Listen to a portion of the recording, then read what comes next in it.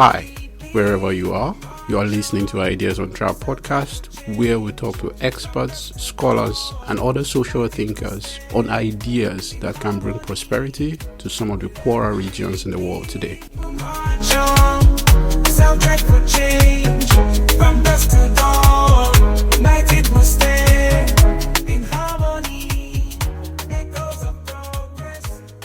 In this episode, I explored the challenges of the acceptance of free market ideas in Africa with my guest, Tinashe. We talked about how the struggles of free market ideas can be traced back to historical misrepresentations that link capitalism with colonial oppression. We also discussed the weakness of Africa's electoral politics in prioritizing economic issues and emphasized the needs for cultural change to embed economic freedom in public discourse. The conversation concludes with a vision for localized, community-driven solutions to reduce state dependency and encourage market-driven development. Tinashe Murapata is the Chief Executive Officer of Elon Africa, an investment holding company in Zimbabwe. He is also a former executive at Barclays Bank and a host of a popular YouTube show called Friday Drinks about economics and policy. I want to thank him very much for doing the show with me, and thank you so much for listening always.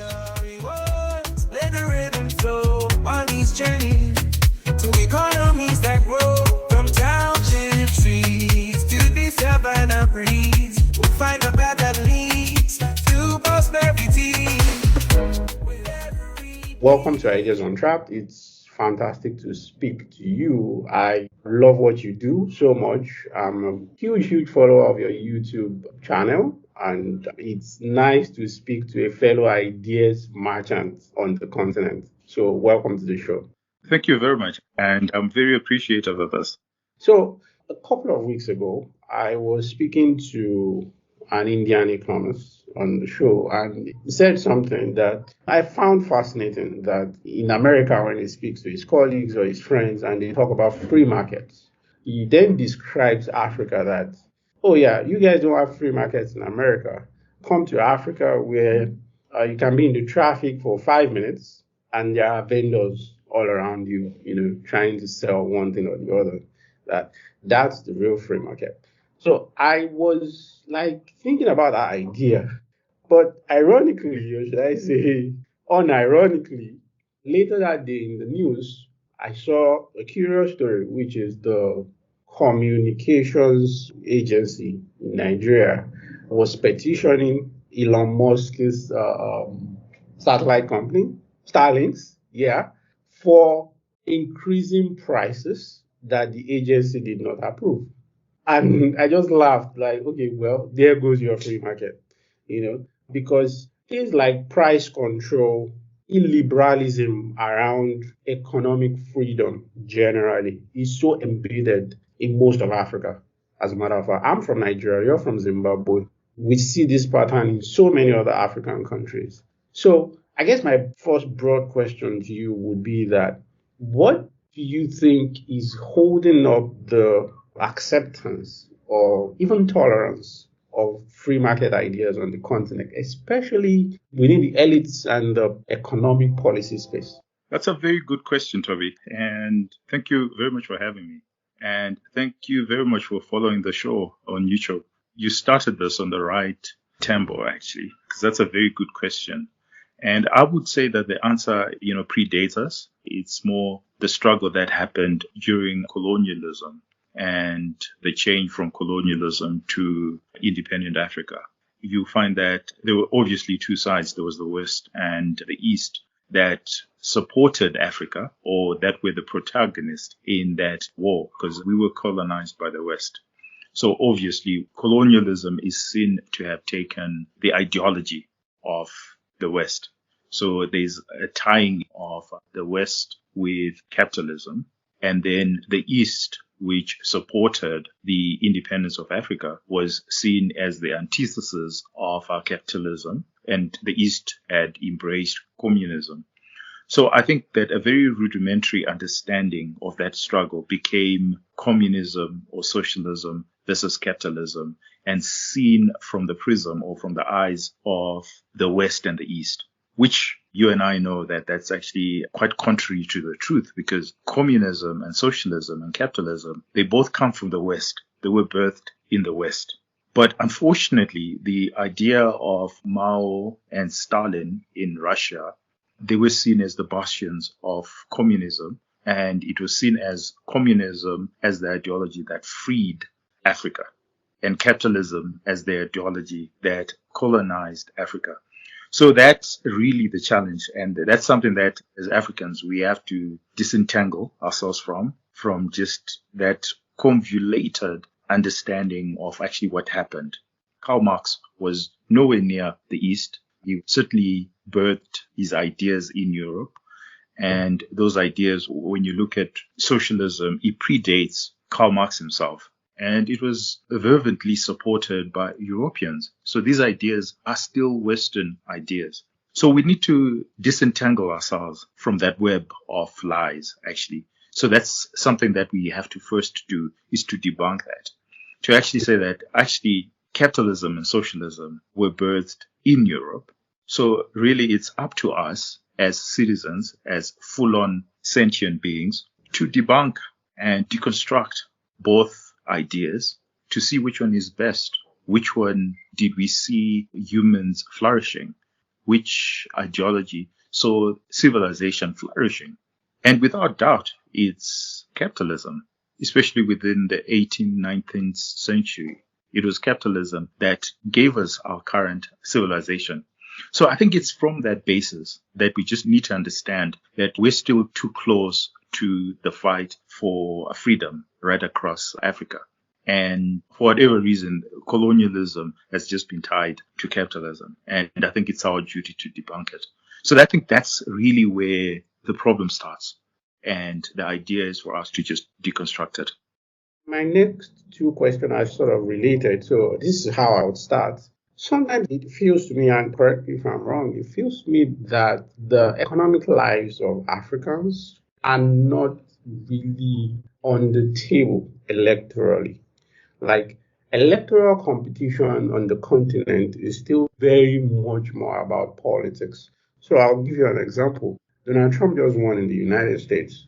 Lots of postmortem analysis, but from what we can see, all objective analysis points to an inflation story. The population just did not perceive the economic boom in their pockets, in their everyday lives, and they just wanted the increment out. And we can see that as an extension of the lockdown and COVID and the economic damage that wrought. We experience something quite similar in Africa. For example, in Nigeria is still suffering from inflation, food inflation particularly, that stems from the COVID lockdowns. And now food inflation is 40 something percent, headline inflation is 33%. The electorate themselves, they complain about it. But when it comes to electoral competition, they are not angry about it. It is not the reasons why they go to the polls. So is that really part of the problem? And how this is then covered in the West and geopolitically?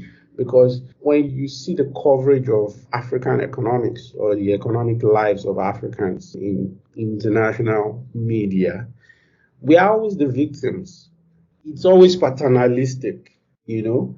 The analysis is never in the context of the electorate, we the people, holding the people that lead us responsible for these policies and for the things that affect our economic lives daily. So is it really part of the process of democracy being just about politics and not economics on the continent? Yeah, I get your point, but I think you need to be very kind to African nations from the perspective that we're still very young democracies, very young nations. If you look at Zimbabwe, it's 44 years of independence. I think Nigeria will be somewhere close to 60 years. And in the life of nations, that is pretty young, still very, very, very young. These are ideas that we're still toying with, that we're still playing with. And if you look at colonialism in Africa, it was actually much longer. If you look at South Africa, colonialism was closer to 400 years, right? And our systems and processes and ideas of democracy, they're embedded in that history of a lot more people who were disenfranchised. And the franchise was really for a few people. So these are young nations. I'm just saying that we need to understand that background. And I'm not using it as an excuse to some of the totalitarian ideas that we see and some of the things that we see. I mean, inflation is tax. Some of the things that we read about in Nigeria or in Zimbabwe or elsewhere in Africa. I'm not using that as an excuse. But I just mean that we need to be kinder to ourselves, because that context is very important in the work that we do, is to understand that these are young nations that are developing. And sometimes people learn from bad policies. There are two ideas on how do you build Rome. The first idea of how you build Rome is you get the best people to go about doing what they must do. You get meritocracy right from the start, and you say, you know what, we're a meritocratic society, and using meritocracy, that's how we're going to build the best society. Well, the other idea of building Rome is you let ideas compete with each other. And unfortunately, the most seductive ideas, socialism is a very seductive idea. The paternalistic ideas that you're talking about, they're very seductive. So in the competition of ideas, people are wont to be swayed into those paternalistic ideas, but you sort of allow it. You allow the wheat and the chaff to grow together and let those ideas compete with one another, because people need to be firmly confident that these ideas fail. So sometimes our nations have to go through that process of making bad ideas, but in the competition of ideas, people then will say, well, that has failed. What else could we do? And I think that's when our ideas of freedom and capitalism come in. And I think that is more sustaining in the longer term than for it to be a top-down approach. For whatever reason, it could be meritocratic. So the Chinese could say it's a top-down approach, but it's meritocratic, but it has its problems. And I think I would be wary of a society that is structured that way. I am more in support of a society that says, let all the ideas flourish and let the best idea succeed. And if we understand that we're young nations, then we must accept that all our ideas, especially those of us who believe in capitalism, will find their own time and space. And unfortunately, that time and space may not be in our lifetime. So that's the unfortunate thing. But it could be fortunate that it's in our lifetime. But I think all we can do is to be bearers of the torch, bearers of this idea of freedom and of capitalism, and how that as an idea can compete with the other ideas and will succeed. And if it doesn't happen in our lifetime, that's still fine. One day it will happen. So what it does is it then allows us to contextualize whatever policy is happening during our time, so that we are not expedient, because sometimes, we can advise from the perspective of just being expedient, because that's what will get us out there. But to actually understand that ours is a moral fight, that ours is a battle of ideas. And our ideas, despite them not being implemented, but putting them in the public square and allowing the public to hear the ideas. Sometimes it takes time, because we are young democracies. It takes time for people to hear these ideas continuously until they eventually embrace those ideas and say, okay, I think that these are the sort of ideas that we like and we would like to implement them. So it's just really a question of time, and just understanding that we're young democracies, and our critique of our present societies and present policies is not out of spite. It's not because we don't think they are good ideas or other competing ideas are not there. They're there, and the alternative is there. And what we just need to do is to speak more and more of that alternative. And I think that one day that alternative will find space, not just in the public square, but in policy. But it takes time. And the unfortunate thing, that's something that we just need to live with. Well, certainly I've come to terms with that, is that this might not happen during our time. That's tough to swallow, but I mean, I'll take it. So, in this pairing, you're the optimist. So, forgive me if I'm sometimes a little harsh. That's what we're here No, to that's do. perfectly fine. So, I mean, it then leads me to my next question, which you sort of anticipated in your answer, which is that I consider political competition as a battle of ideas. Whatever name we choose to call it, identity politics, ethnic politics, they are all ideas that people are trying to sell to electorates in exchange for votes. That, okay, I have the best idea to run this territory, to run the economy, to do it this way or that way. And political actors, much like every other member of the society, also have to take their pick from the marketplace of ideas in those society. So I want to sort of get your perspective on why you think the marketplace of ideas, especially on free market, is a big thing. So if you look at the civic space, what we've come to know as civil society, there are very, very little free market advocacy on the continent. We have a lot on democracy and all kinds of interventions, but a free market is not something that anybody is excited about or that a foreign development aid agency would happily fund. And then you look at the education system, the academia, you see the ideas coming also from that space are quite empty or hollow on issues concerning the free market. I mean, you can talk about socialism or this myth of mixed economy that people sell all over the place. So the marketplace of ideas, especially on free market, why is it thin? Is it a case of too young, like you said, or we've got a bit astray in our education system and even in the civic space generally? Okay, very good points there. And you're highlighting the crisis that we currently have in Africa. But there's this saying that politics is downstream to culture, right?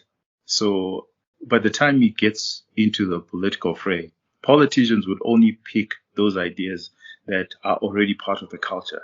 So politicians are very good at nitpicking and picking those things that they know resonate with society. So if it doesn't resonate with society, a politician is never going to pick it.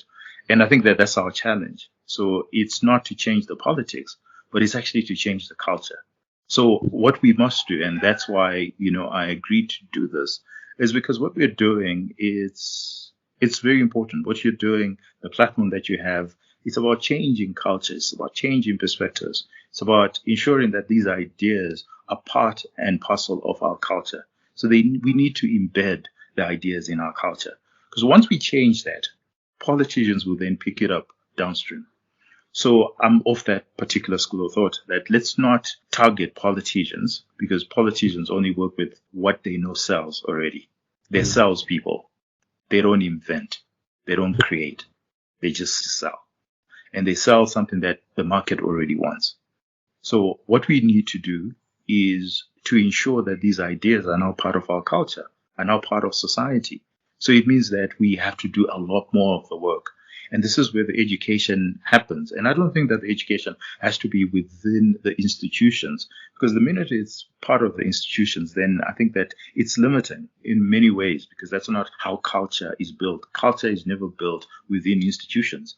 Culture is built within conversations, the interaction of human beings as they interact with one another, in the public square. And this idea of a public square is very, very important. And that's why some of us who are passionate about the free market are engaged in the public square, because that is where the exchange of ideas is happening. That is where culture is taking place and is being formulated, so to speak. And that's where the ideas stick with people. And also part of our job is to actually highlight what's not working. Going back to your other question, around Starlink or whatever is happening, is when we raise these issues in our respective countries, what we are trying to do is to try to show people that it's not working. And the obvious question that people will ask, because they can see it's not working. So the obvious question that they will ask is, so then what works? And I think that's when we come in and we're like, aha, there are these ideas that actually do work. And the natural question I always get asked is, so where else have they worked? And those are the answers that we need to have. But I think that's where we need to spend more and more of our time, in the culture space. We need to change the culture. Once we change the culture, it'll be very easy for politicians to pick it up. My final question on this politics thing before I take you into matters of technocracy broadly.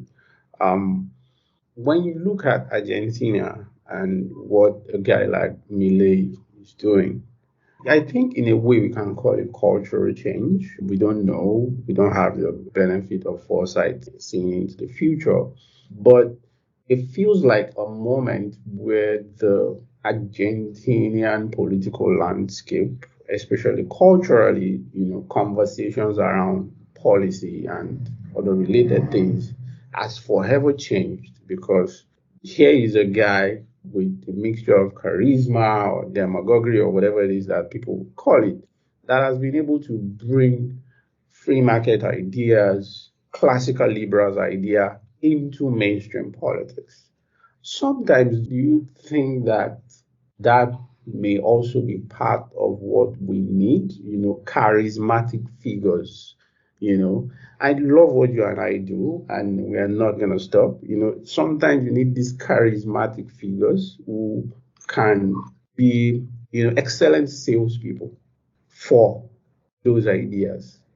Oh, yeah, absolutely. Absolutely. I think when you look at Javier Milei, you can see the ingredients of what you need that in formulating the culture beyond just the idea itself.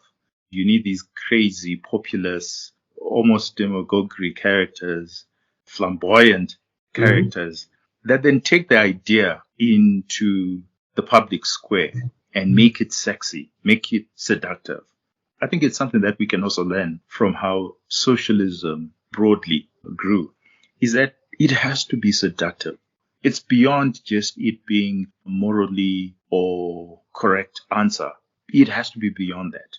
It has to be beyond just the facts. It has to be seductive. And I think that that's what Lenin did.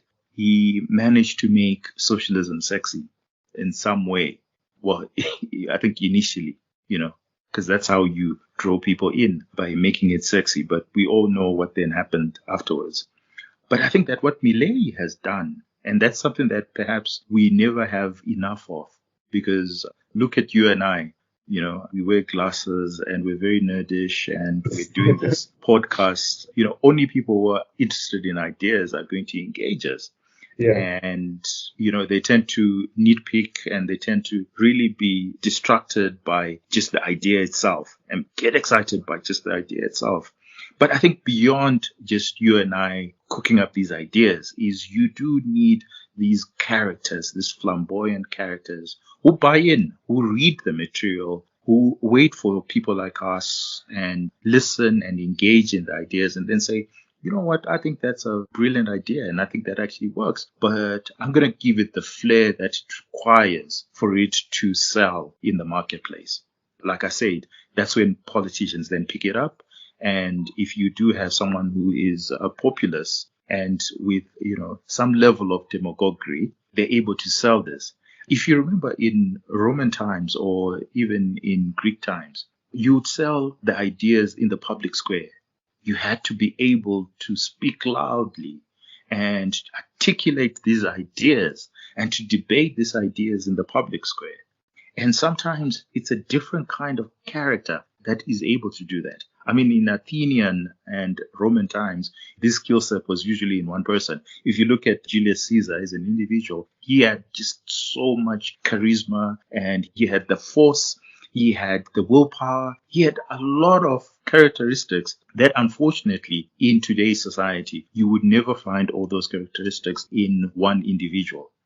So it means that if we want our ideas to really flourish, then we're going to have some sort of alliances with certain people who then have these populistic and demagoguery characteristics that can really then sell these ideas. So it's not where the thought process is happening. The thought process can happen between you and I, but we still need people who then propagate these ideas to the greater society and make the ideas sexy and seductive. They still need to be seductive. That's just how human beings are. If it's not seductive, they're not going to look for it. They're not going to want it. Even bread. When you go into a supermarket and you want to buy bread, if you think about it, it's now extremely seductive. Yeah. There has to be something for you to say, you know what, I'm picking up this kind of bread and not this bread. And that seduction is just part of who we are as a society. You pick a car. The first thing that attracts you to a vehicle is the seduction. How sexy is it? I mean, they've actually done a study on this. I found it very interesting that no matter how many times the mechanics and the car magazine tell us how powerful these cars are, it turns out people don't buy cars because of just how powerful they are. They buy cars primarily because of how they feel about the car. So it's not what's underneath the hood. It's just how it makes one feel. And it's around, is the car sexy or not? It's about that seduction. So it's not to say that you shouldn't have a V12 engine or an electric vehicle that has all the power, all the torque. You still need that. But it's to understand the market that for it to sell, for it to go into mass production and for it to be consumed by the masses, then it has to be seductive. It's no wonder you have people like Millet, because if you look at him, his hair, everything about him, it's showbiz. His theatrics, when he's got the chainsaw and he's doing that. You and I are never going to partake in that. We won't even think of doing it that way. Absolutely. But the reason why he does it is because he knows that is what resonates with the people. It has to have that showmanship. And it's just us understanding that we need to recruit as many people as possible. But it's not to look for them. They will come on their own. What we just need to do is to make sure that we strongman the idea. So we just need to strongman the idea. And the populists and the showmen and the Millets will come in and they will buy the idea and then they will know how to package it. It's just really around packaging. And I think those people will come and we will find them. As you know, objections to free market ideas on the continent, at least in my own experience, is not just cultural or political. There's also technical objections from the heterodox school of development economics. And what they often present as the objection is the idea of a developmental state, that at a certain stage in a country's development, what you need may not be free markets. You need heavy state involvement, you need industrial policies, and a whole lot of things that are not on the menu of the standard free market ideas. And to them, part of the problem of poverty in poor countries are market failures. So what's your response to this idea broadly of market failures and developmental state as a challenge to free market economics? Okay. I think it's a question that was answered by Friedrich Hayek. And I think he said that it's almost impossible for the state to calculate the cost of goods and services and to ensure that they're involved in all the markets. If you think about markets, they're in the millions. And to think that even a computer could compute the equilibrium price or the clearing price in all these markets, and to think that an individual has the power to then determine everything, I mean, it's almost impossible. And my answer, carrying on in that tradition of what Hayek said, that the impossibility of economic planning, is that if you think about it, the people who end up in the state and in government, these are politicians. They have never been in business whatsoever. So let's look at Nigeria, for example. So let's say oil refinery. You can see what it took for Dangote to get it going, right? Yeah. Now, imagine the president of Nigeria having to decide and partake in millions of those ideas. That it's millions of those ideas that are coming to him all at the same time and require the same level of effort, thought, and process and stakeholder engagement as the oil refinery. That Dangote, with all his years of experience, he still, struggled to make it happen. It wasn't easy. Now you're asking somebody who doesn't even have that skill set that Dangote has, who doesn't have that network that Dangote has. And now you're saying because he's part of the state, because remember the state is made up of individuals. Now you're asking these individuals, cabinet, to say they must be in charge of that as well as million other businesses. I think it's just impossible. And that's the impossibility of a developmental state, I think. And what we actually need to do is, what if we have millions of Dangotes going on about their business with just that one idea and engaging themselves fully, right? That's the first thing. Then the second thing is who bears the losses. Now, if it's a developmental state, then the developmental state must be willing and ready to carry the losses of failure. Now, I don't know of any politician who actually likes failure, because failure, as far as politics is concerned, is very damaging, right? It's career limiting. The minute you fail in the next electoral cycle, you're just going to lose votes. So what I mean by the privatization of losses is such that entrepreneurs are the only ones who can accept and embrace failure. And failure does not stop them from continuously going in and failing again, because the losses are privatized. They're not shared by everybody else. So when people talk about a developmental state, do they accept the failure rate of any new enterprise, which is something like 7 out of 10 enterprises fail? And who's going to bear the cost? Are taxpayers who are not involved in whatever the idea is? If Dangote fails, $30 billion or however much he's put into it, it's a privatized loss. The taxpayer is not carrying on that loss. And just because Dangote failed doesn't mean that the next guy will stop doing it because the previous guy failed. The next guy will also, because it's a free market, he will also try it, maybe try something different. And it's not a cost to taxpayers. All these costs, all these losses are being borne by private individuals because they're motivated by, which is the third point, the success. They are highly incentivized to be successful. The developmental state is not incentivized to be successful. It's phenomenal that happened with Dangote. The minute he finished his refinery, if you think about it, his net worth doubled. That is the incentive you need in a society where it's directly linked to your level of production. And this is not the same with politicians.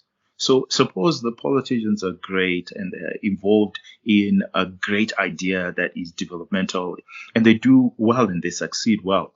What's the incentive for them? Incentive for them is maybe they can serve another term. I don't think that's enough of a motivation. Whereas Dangote is enough of a motivation because for generations to come, he will be rich and his kids will be rich and, he will leave a legacy and inheritance. So I think that motivation, when you say a developmental state, I don't think it's highly incentivized for a meritocracy. I don't think so. I think that it's individuals that are incentivized for production. Then the fourth thing is the perverse incentive. The idea of control that the state has, and that's the idea of a paternalistic state that you talked about. I think it's one of the same thing. It's because the incentive structure of a state is to be naturally corrupt by itself. That's what happens with institutions. That's what we saw over time, is that institutions naturally become corrupt. Is because of the perverse incentive schemes that are in there, which that perverse incentive is not there as far as individuals are concerned, because the individual becomes bigger and cannot sustain themselves and becomes corrupt. What just naturally happens is they are replaced by another individual who is nimble, who's young, who's got bigger ideas. So there's a natural replacement that happens there. But with the developmental state, if it becomes corrupt, what happens? It just becomes bigger and bigger and more corrupt. Power corrupts and absolute power corrupts absolutely. It's like a football team. If it becomes corrupt and lethargic, it's just kicked out of the league, right? And same thing with the free market in terms of businesses. If you're just not producing to the satisfaction of the greater masses, then you just kicked off the market and someone else who's better at it will take over your sport, which is not the same as far as a developmental state is concerned. So I think those 4 points, as far as I'm concerned, tell us that it's inevitable that a developmental state will become corrupt.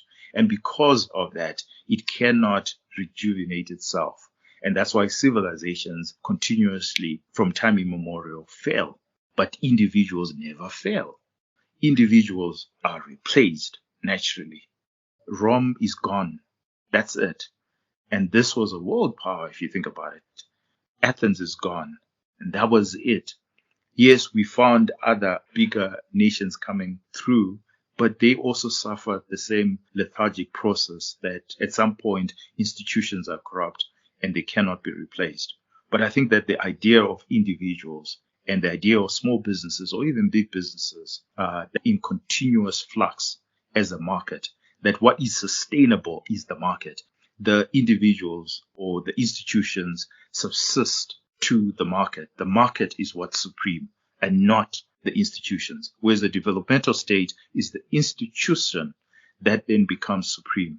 And then markets are subservient to the institution. But if the institution is corrupt, what do you think happens to the market? Whereas what has sustained a civilization is when markets are supreme. Listening to that answer, I was thinking about the developmental state and the incentives around it. I mean, you speak about Dangote. What you will most likely obtain, certainly true in Nigeria, and I talk to friends in South Africa who are worried about the same thing.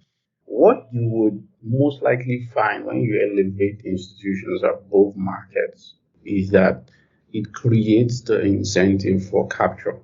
When the institutions become fully empowered to pick winners, then it's open to all kinds of corrupt motives and intentions, which then perverse the markets. So it then brings me to the question of how we design markets generally on the continent, because even if you look around some of the public goods deficiencies that some of our societies suffered, whether they are roads, electricity, certainly in Nigeria has been a big subject in the last couple of months, certainly years, decades even, and so many other things. There is always this reluctance to create markets, to have the proper rules and incentives that attracts investors and then let them compete fairly, earn, and keep their profits. Rather, where politicians, even policymakers, and even technocrats, where the hide under is redistributive concerns. Or what if a particular public good is priced too high for a significant section of the population not to be able to afford it, and so many other concerns.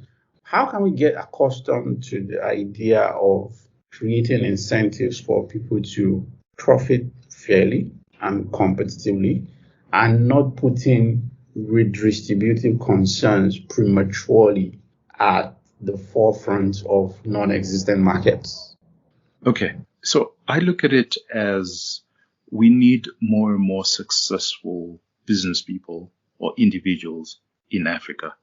I think that part of the problem is what we see are more politicians who've done well. If you go into any society, it's politicians who've done well. But I think that we need to ensure that markets in Africa, especially our capital markets, have the necessary depth to then create these billionaires. Because I think that is something that inspires young people.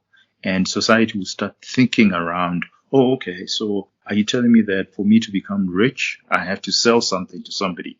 Someone has to want it.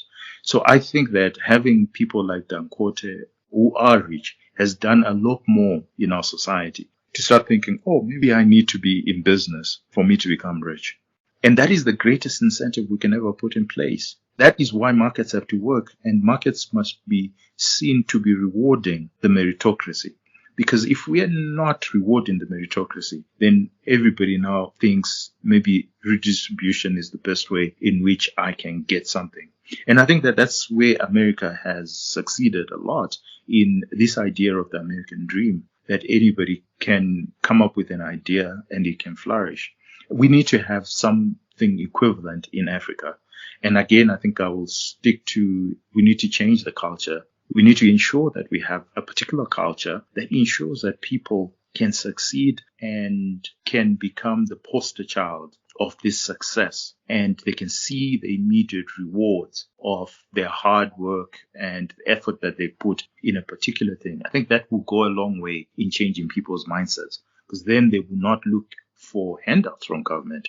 Then they will actually feel empowered. That's something that we have to do in our culture. I think that's where it is. I'm not too sure on how best we can have an American dream kind of idea within Africa. Because pre-colonial times, I think that our warriors were promoted and they were seen and they got the accolades, they got, some sort of fame. And the idea was to inspire courage in society, to say, you know what, if you have the courage and you go out there and you fight for your nation, or you hunt and you win, these are the rewards and this is what you get. I think that we need a modern understanding of that in Africa, because if we do that, then people will stop thinking of getting a handout. Look, handouts are easy for politicians.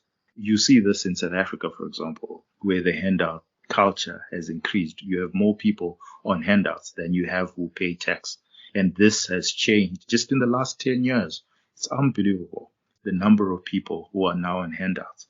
And I think it's easy for politicians. If you want to win votes, you just tell the audience that you don't need to work. The reason why you're unemployed is because of colonialism or whatever other ism you can think of. But hey, we as the state, we're going to take care of you. And the reason why you're poor is because X and Y are rich. They're the ones who are taking from the poor. And I think that that's a very lousy argument. But unfortunately, it's the argument that's actually winning in Africa.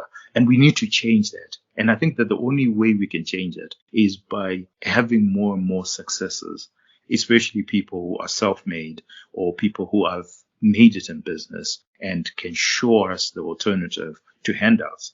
Certainly, that is what inspired me when I was, in Zimbabwe. If you think of Strike Masiwa, he inspired a lot of us primarily because he had made it. He had actually fought against the state, went into mobile telephony and became a billionaire from such a small country as Zimbabwe. That's punching way above our weight class. And that somewhat resonated in our spirits to say that, well, maybe I can make it in business. Maybe that's where I need to play. So I think that that's from a cultural perspective. And I'm just attacking your question from a broad perspective to say from a cultural perspective, we just need to have the right icons. I follow the billionaires in Nigeria because they're so inspiring. And I think those are the stories we need to hear more and more of, because they're the ones that actually then change the incentive structure around society. Handouts, the good thing about handouts is eventually the government becomes bankrupt. So, like I said, it's because we're young nations, and unfortunately, we will never learn from the mistakes of others. We have to make that mistake. So you sort of say, well, okay, continue with your handouts, and eventually the money just runs out. So if you look at electricity as a very good example, surprise, surprise, in Zimbabwe, we now have 24-hour blackouts. Wow. But a lot of people have found alternatives, right? That's what the free market is able to do, because everybody was on subsidized electricity, and the subsidized electricity eventually runs out because it's not properly priced. So what do people eventually have to do? They have to find alternatives. And fortunately, the alternatives are becoming cheaper and cheaper. But what actually then happens is we are more disaggregated than America, for example. We then become more solarized than America, than the Western world.